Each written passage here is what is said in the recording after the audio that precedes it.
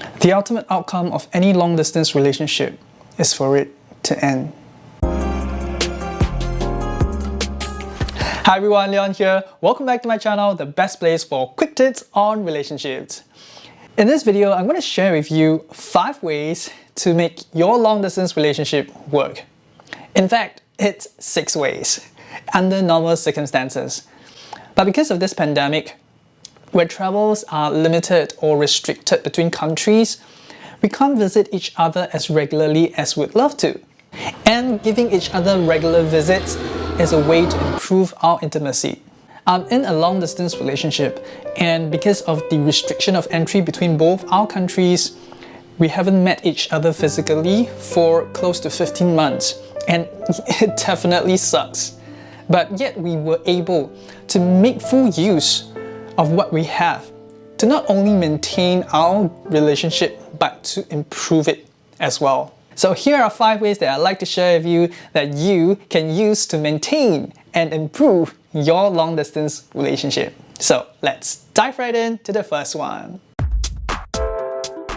Yes, the ultimate outcome for any long-distance relationship is for it to end. And what I mean by for it to end is not to end up in separate ways, but rather to end up together.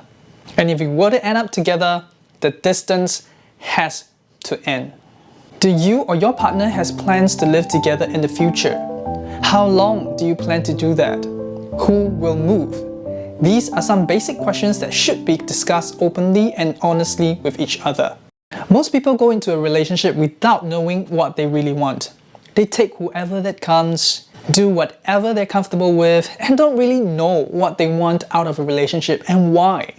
If you find yourself in this situation, either you step up now or you step out.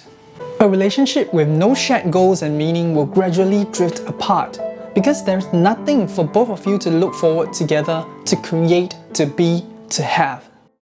So take some time to really think about what kind of a future you want together, and how long would you intend or would you want that long distance to end between you and your partner, and then share your thoughts with each other. This is a sign that you value each other and also shows the intention of creating a future together.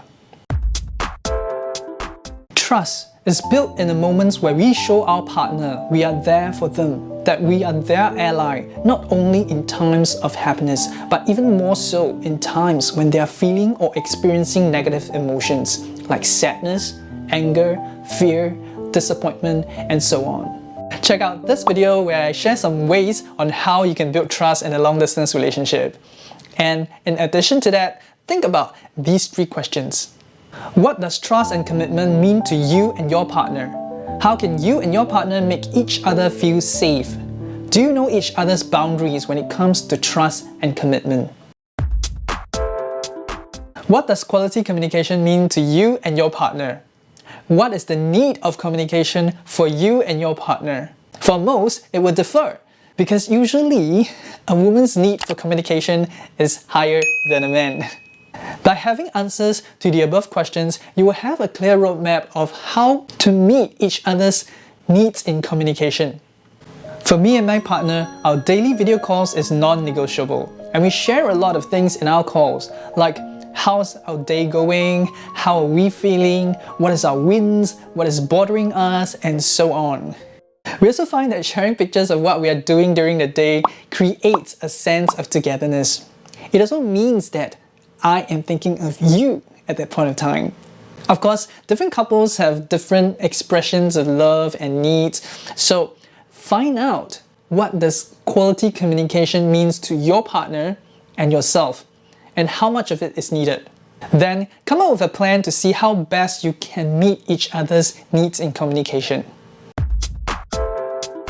Can you think of the things you do for your partner when you are at the initial stage of going after him or her?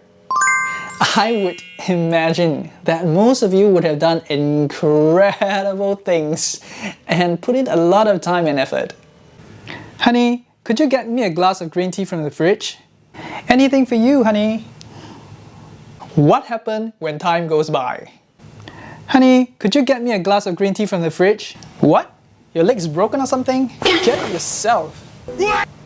After the honeymoon stage, we tend to get comfortable with each other, and sometimes to a point of getting lazy and taking each other for granted. That's where we stop doing a lot of things for each other when we are starting out. So when you find yourself at this stage, think of something creative to do together. Because variety can spice up and rekindle that love and passion in you again. During this pandemic, me and my partner took each other out for walks and exercises. And we surprised each other with gifts.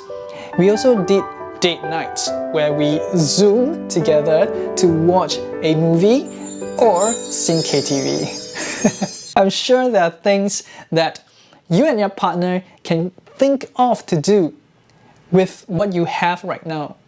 So be creative. Love is a choice. It's not a fairy tale. It involves vulnerability, time, and effort to build. And all these require you to keep on choosing your partner over and over and over again. In good times, and even more so in bad times. If you are truly committed to your partner, you will invest all into this one relationship. And you won't think about, or you won't threaten to leave the relationship when things get tough. You won't think about, there is maybe the one who is still out there waiting for me. There's this ideal person that I can live with even more easily, and he will satisfy all my needs without much effort needed. And if you have this thought, I recommend you to watch this video to see if there's really the one for you out there. So when things get tough, which they usually do, choose to be there for your partner. Choose to reassure them that you love them. Choose to remain faithful. Choose to be curious instead of critical of their behavior. Choose to support them. And choose them over and over again.